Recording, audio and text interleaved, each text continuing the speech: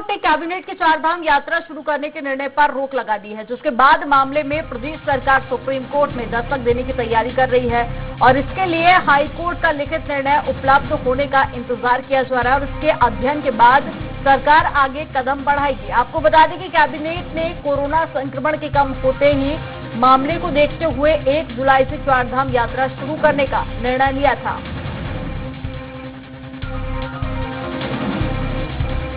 जिसके बाद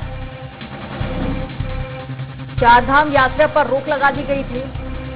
और अब इस फैसले को सुप्रीम कोर्ट में चुनौती देने की तैयारी की जा रही है।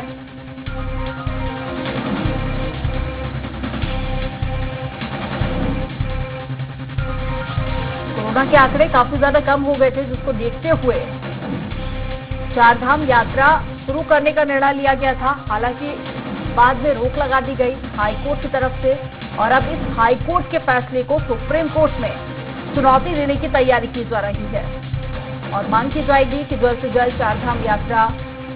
शुरू की जाए, क्योंकि श्रद्धालुओं को काफी ज्यादा बेसब्री से इंतजार रहता है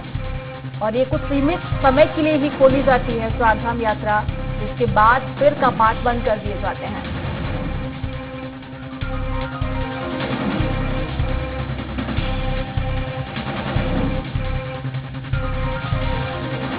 तो अब देखना काफी ज्यादा अहम होगा कि सुप्रीम कोर्ट इस पर क्या फैसला लेता है।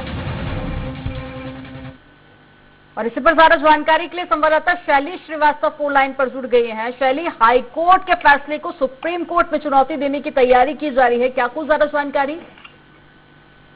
बिल्कुल अमनदीप, देखिए जिस तरीके से कल उत्तराखंड हाईकोर्ट ने चारधाम यात्रा पर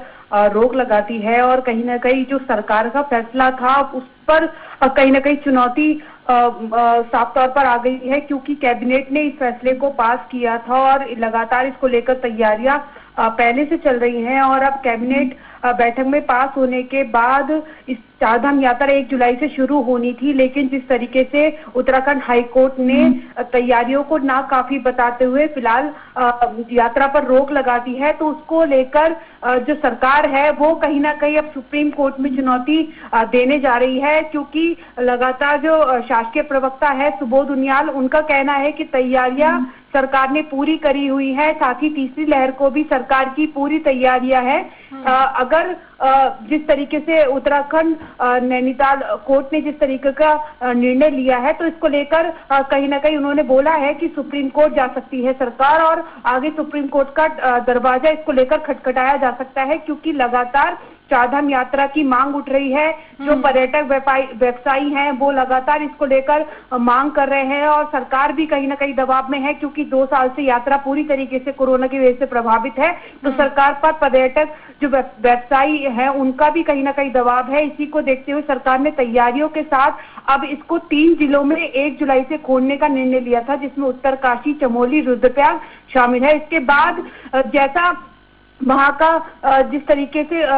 स्थिति सामने आती है, उसके बाद वो राज्यवासियों के लिए खोलने जा रहे थे और जब राज्यवासियों के लिए स्थिति बेहतर नजर आती तो देश के लिए चारधाम यात्रा खुलने जा रही थी और कहीं ना कहीं प्रदेश के साथ देश की जनता भी चारधाम यात्रा का फैसला होगा, ये तो खैर आने वाला वक्त बताएगा। लेकिन जो सरकार सुप्रीम कोर्ट में चुनौती देने जा रही है हाई कोर्ट पर, वो क्या सिर्फ इस आधार पर ही होगा कि मामले अब काफी हद तक घट चुके हैं और सरकार की तैयारी भी पूरी है? बिल्कुल अमनदीप, सरकार इसी को लेकर चुनौती देगी उत्तराखंड नैनीताल हाईकोर्ट के फैसले को कि लगातार प्रदेश में जो कोरोना संक्रमण की दर है वो कम हो गई है, जो मामले हैं वो घट रहे हैं। इसके साथ ही तीसरी लहर को लगातार मुख्यमंत्री तीरथ सिंह रावत हो या शासकीय प्रवक्ता सुबोध उनियाल हो, लगातार ये दावा कर रहे हैं कि उनकी तैयारियां पूरी हैं। लगातार इसको लेकर जो मुख्य सचिव है वो भी लगातार समीक्षा कर रहे हैं, जो अन्य जिलों के जिलाधिकारी है उनके साथ। तो सरकार का कहना है कि तैयारियां पूरी है। इसके साथ ही चारधाम यात्रा जब खुल रही थी उसको लेकर भी पूरी व्यवस्था सरकार ने की हुई थी, उसके लिए भी गाइडलाइन बनाई हुई थी कि आरटीपीसीआर की नेगेटिव 72 घंटे की रिपोर्ट लाना अनिवार्य होगा। इसके साथ ही जो वहां पे तीर्थ पुरोहित है उनका वैक्सीनेशन भी किया जा रहा है। तो कहीं ना कहीं सरकार की तैयारियां थी, इसी को लेकर अब चुनौती कहीं ना कहीं सरकार देने जा रही है। तमाम जानकारी साझा करने के लिए बहुत शुक्रिया शैली आपका।